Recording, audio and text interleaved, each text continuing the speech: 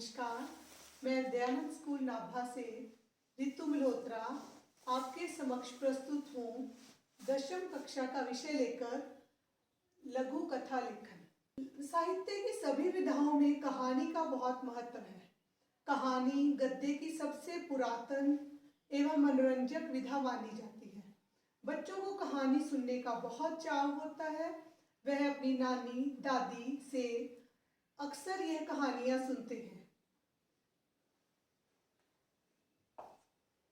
परिभाषा: जीवन की किसी एक घटना के रोचक वर्णन को कहानी कहते हैं, अर्थात जिससे हमारा मनोरंजन होता है उसको कहानी कहा जाता है।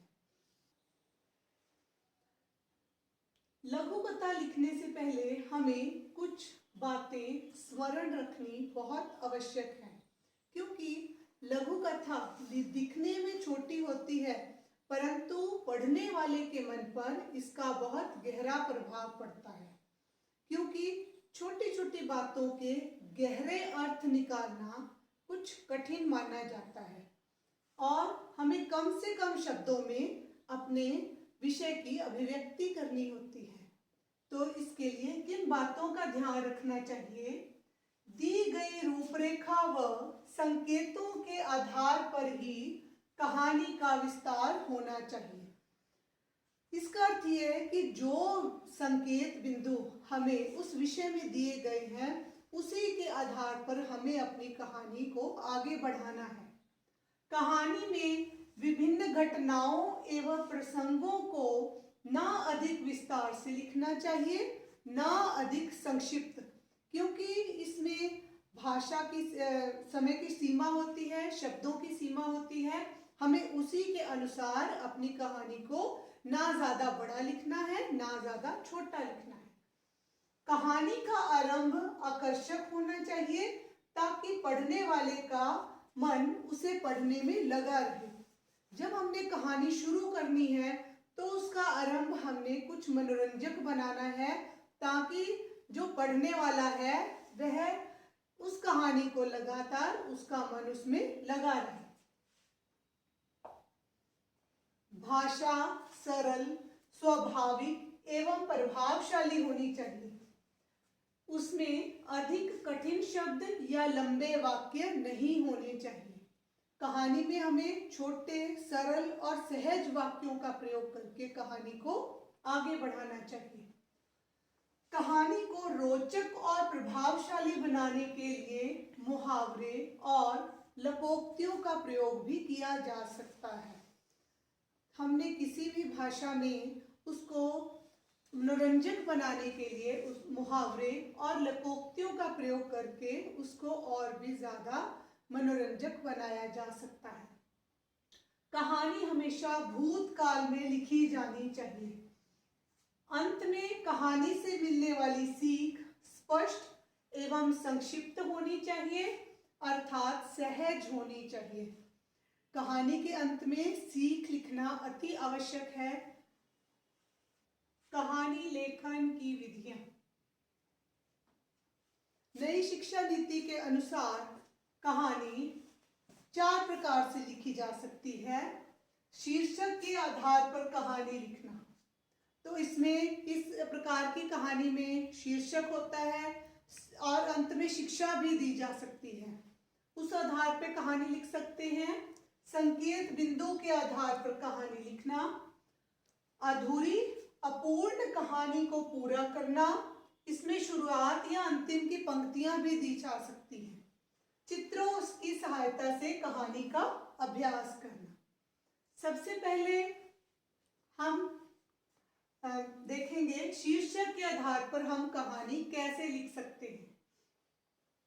कहानी के विषय को ध्यान से पढ़ना चाहिए कि हमें जो शीर्षक मिला है उसको बहुत ध्यान से पढ़ना चाहिए और गहराई से विचार करना चाहिए। उसकी प्रमुख बातों, चरित्रों या घटनाओं को अलग कागज पर संकेत रूप में लिखा जाना चाहिए, ताकि कोई भी महत्वपूर्ण प्रसंग छूटने ना पाए। अगर हमारे पास विषय दिया हुआ है उस विषय के आधार पर अगर हम कहानी लिखते हैं तो हम उसकी क्रम संख्या में घटनाओं को कागज में संकेत रूप में लिखें, ताकि कोई भी महत्वपूर्ण बात जिसे हम कहानी के माध्यम से कहना चाहते हैं वह हमारी आंखों से ओझल ना हो जाए। इस प्रकार की कहानी लिखते समय निम्नलिखित बातों का ध्यान रखना चाहिए। कहानी का आरंभ आकर्षक हो। हमारे पास विषय दिया हुआ है, हम उसी विषय को आधार में रखते हुए कहानी का आरंभ बहुत आकर्षक तरीके से कर सकते हैं। संवाद छोटे हों। जो संवाद हम उस कहानी में प्रयोग कर रहे हैं वह छोटे और प्रभावशाली होने चाहिए, ताकि पढ़ने वाले की समझ में आसानी से आ जाए। कहानी का अंत स्वाभाविक हो। भाषा सरल एवं सुबोध हो। भाषा आसानी से समझ आने वाली हो। कहानी से मिलने वाली सीख स्पष्ट हो और अंत में सीख अवश्य होनी चाहिए। दूसरी प्रकार की कहानी है संकेत बिंदु के आधार पर कहानी लिखना। रूपरेखा या दिए गए संकेतों के आधार पर जो कहानी है लिखना वो सरल भी है और कठिन भी है। कठिन इसलिए कि संकेत अधूरे होते हैं और इसके लिए कल्पना शक्ति की ज्यादा आवश्यकता होती है, और सरल इसलिए कि कहानी लिखने के लिए संकेत पहले से ही दिए होते हैं। ऐसी कहानी लिखने में सिर्फ वे ही छात्र अपनी क्षमता का परिचय दे सकते हैं जिनमें सृजनात्मकता और कल्पना शक्ति अधिक हो। उदाहरण के तौर पर एक संकेत बिंदु के आधार पर कहानी है। एक किसान बारिश के इंतजार में, भगवान को पत्र, पोस्टमैन को पत्र मिलना, अपने खर्च से पैसे भेजना, किसान का खुश होना। अब संकेत बिंदुओं के आधार पर हमें काफी हद तक कहानी समझ आ रही है, तो इसकी शिक्षा भी हमें जरूर लिखनी पड़ेगी। तीसरी प्रकार की कहानी है अधूरी अथवा अपूर्ण कहानी को पूर्ण करना। इसमें अपूर्ण कहानी को ध्यान से पढ़कर उसके क्रमों को समझना एवं उनमें परस्पर संबंध बनाते हुए सृजनात्मक कल्पना के सहारे कहानी को पूरा किया जाता है। उदाहरण, कौवे ने गाना सुनाने के लिए जो ही अपनी चोंच खोली, रोटी का टुकड़ा उसके मुंह से गिर गया। रोटी का टुकड़ा ले लोमड़ी हंस हंस कर उसे खाने लगी और कौवा अपनी मूर्खता पर पछताने लगा। अब अगर दूसरी बार कौवा रोटी का टुकड़ा ले आए तो लोमड़ी क्या करेगी? इस अपूर्ण कहानी को पूरा करें। इस कहानी को छात्र अपनी सृजनात्मक कल्पना के सहारे अपनी बुद्धि से पूरा कर सकते हैं। दूसरी प्रकार की कहानी, एक किसान था, वह बहुत गरीब था, उसकी 2 बेटियां थी। इस अपूर्ण कहानी को पूरा करें।